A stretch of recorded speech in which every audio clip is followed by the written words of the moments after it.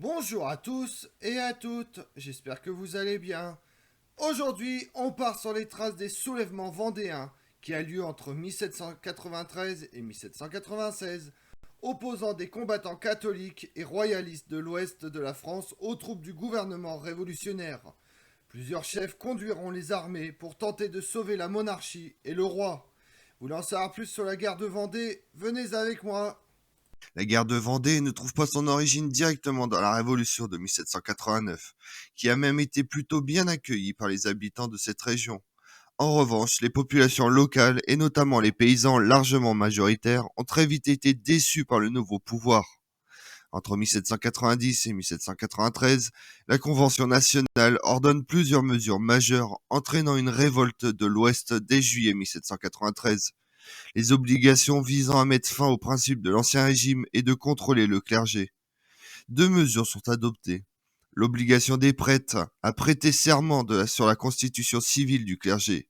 Cette constitution, faite de façon unilatérale par la République, tend à donner la primauté à la République au détriment du pape pour la gestion des affaires religieuses dans le clergé français. Une partie des prêtres refuse de prêter serment par fidélité au pape et se trouvent interdits d'office, puis traqués, déportés, exécutés. Les paroissiens soutiennent généralement leurs prêtres réfractaires, refusent les nouveaux prêtres dits jureurs et voient leur décision de la République comme une atteinte directe à leurs convictions religieuses. La seconde mesure, la République ordonne la levée de 300 000 hommes pour soutenir les armées en guerre contre les monarchies européennes qui veulent étouffer la révolution. À l'Ouest, on n'est pas forcément très enthousiaste à l'idée d'aller se faire tuer. La durée du service militaire n'a dans les faits pas de limite. Sur le Rhin, pour une république qui a décapité Louis XVI. Les réfractaires s'organisent autour de quelques chefs vendéens, issus de la noblesse ou du peuple, comme Catilino, premier généralissime de Vendée surnommé le Saint de l'Anjou, qui trouvera la mort en 1793 au combat. Jean-Nicolas Staufflet, mort en 1796, fusillé. Maurice-Joseph Louis Gigot Desblés, fusillé en 1794. François Athanase Charette de la Contrie, fusillé également en 1796. Sa devise était combattu souvent, battu parfois, abattu jamais. Henri de la Roche-Jacquelin, mort en 1794 au combat. Ou encore Antoine-Philippe de la Trémoille, prince de Talmont, qui trouve la mort en 1794 sous la guillotine. La révolte recouvre une vaste région que l'on regroupe sous le nom de Vendée militaire, mais qui de fait regroupe certes la Vendée, mais aussi une partie de la Loire-Atlantique, le Maine-et-Loire et les Deux-Sèvres.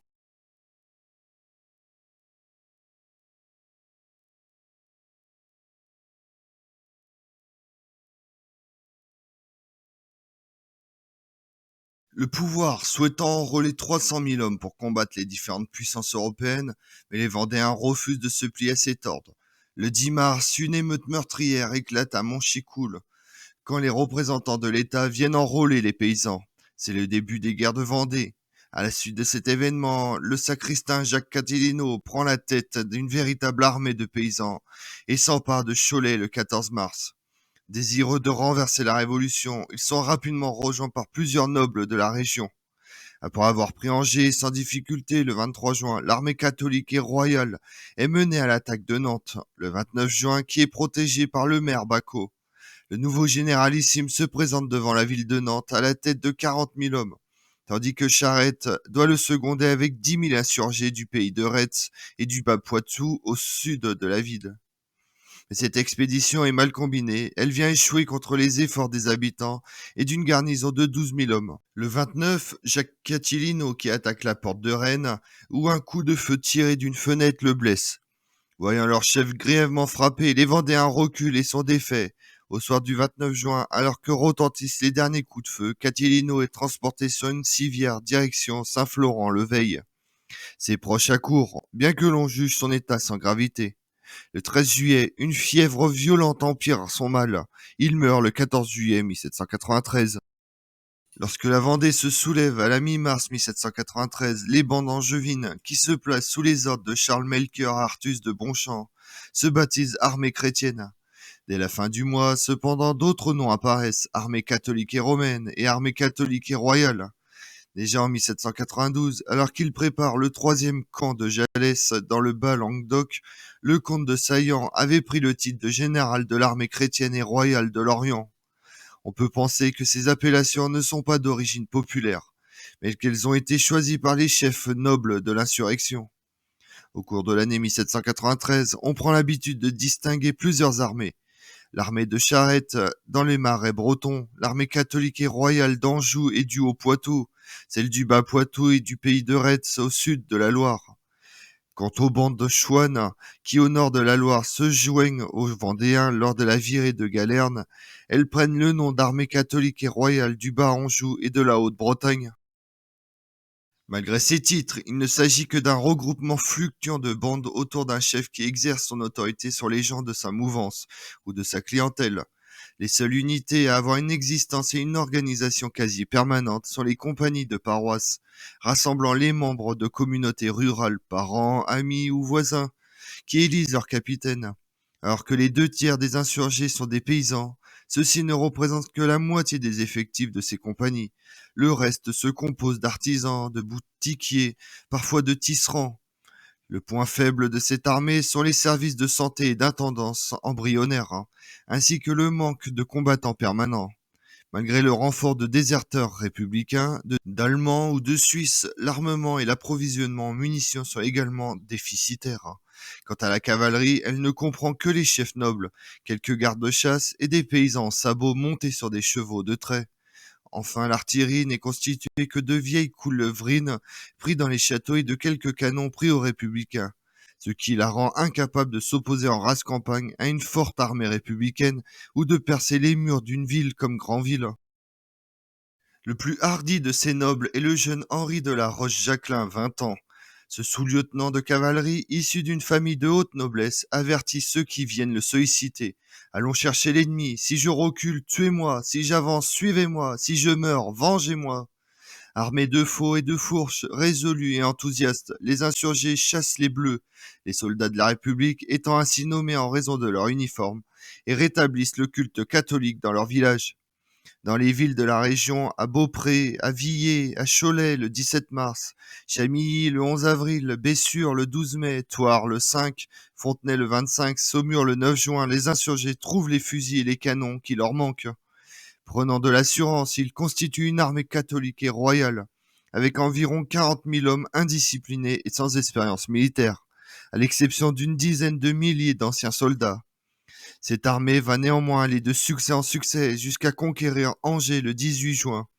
Face à elle, les 40 000 à 70 000 bleus n'ont dans l'ensemble guère plus d'expérience militaire. Ce sont pour la plupart des volontaires issus des différentes régions du pays. Prenant la mesure du péril, la Convention envoie en Vendée 100 000 hommes placés sous les ordres de Kléber et Assaut. De 19 au 22 septembre, les royalistes remportent encore 5 victoires en 5 jours et mettent les républicains en déroute, mais leurs chefs commencent à se disputer. Les Vendéens remportent une série de victoires militaires jusqu'à la défaite de Cholet le 17 octobre 1793. Les restes de l'armée vendéenne traversent alors la Loire pour se ruer sur Granville, où ils espèrent une aide de la marine anglaise. L'échec devant Granville marque le début d'un retour désastreux vers la Loire, pourchassés et exterminés par les armées républicaines et notamment le général Osterman, qui remporte une victoire décisive à Savenay le 23 décembre 1793. Il écrit à ce propos: « Il n'y a plus de Vendée. Elle est morte sous notre sabre libre avec ses femmes et ses enfants. Je viens de l'enterrer dans les marais et les bois de Savenay. J'ai écrasé les enfants sous les pieds de nos chevaux, massacré les femmes qui au moins celles-là n'enfanteront plus de brigands. Je n'ai pas un prisonnier à me reprocher, j'ai tout exterminé. Nous ne faisons pas de prisonniers, car il faudrait leur donner le pain de la liberté, et la pitié n'est pas révolutionnaire. La Vendée n'est pourtant pas totalement anéantie, puisque Charette tient toujours le marais poitevin. Mais surtout, la Vendée a fait peur, elle continue à faire peur. Dans toute la Vendée, des révoltés prisonniers sont tués. À Angers, Noirmoutier, Nantes, à cela s'ajoute l'organisation des colonnes infernales, des colonnes mobiles qui sillonnent la Vendée, brûlant et tuant tout sur son passage. À titre d'exemple, la colonne de Cordeliers, passant au Luc sur Boulogne, fait 563 victimes. Cette odieuse stratégie est contre-productive, puisqu'elle renflamme le conflit jusqu'à la paix de la Jaunée, conclue en février 1795 et garantissant la paix religieuse. La guerre reprend cependant dès le mois de juin et jusqu'à l'arrestation, la condamnation à mort et l'exécution du général Charette le 29 mars 1796. Avec la chute de Robespierre et la fin de la menace extérieure, le gouvernement révolutionnaire se fait plus conciliant. Lazare Hoche, 25 ans, prend le commandement de l'armée républicaine de Vendée. Le général proscrit sévèrement les pillages et les vengeances. Il ordonne à ses troupes d'observer strictement la liberté religieuse, ce qui lui vaudra d'être surnommé le pacificateur de la Vendée. Les paysans, constatant que le culte catholique n'est plus menacé, n'ont en général plus envie de se battre. Mais un chef vendéen, François Athanas Charette, projette pour des raisons mal élucidées de rallumer les hostilités. Les Anglais, engagés dans une guerre avec le gouvernement de Paris, lui apportent leur soutien. La tentative de débarquement sur la presqu'île de Quiberon se solde par un cruel échec. Charette se retrouve isolé dans le bocage avec une poignée de partisans. Un peu plus tard, un autre chef vendéen, Stofflet, rentre en guerre en janvier 1796, sur ordre des princes immigrés. Mais il est capturé et fusillé à Angers le 25 février 1796. Quant à Charette, traqué comme une bête, il est pris le 23 mars à la chaboterie de Saint-Sulpice-le-Verdon et fusillé le 29 mars 1796.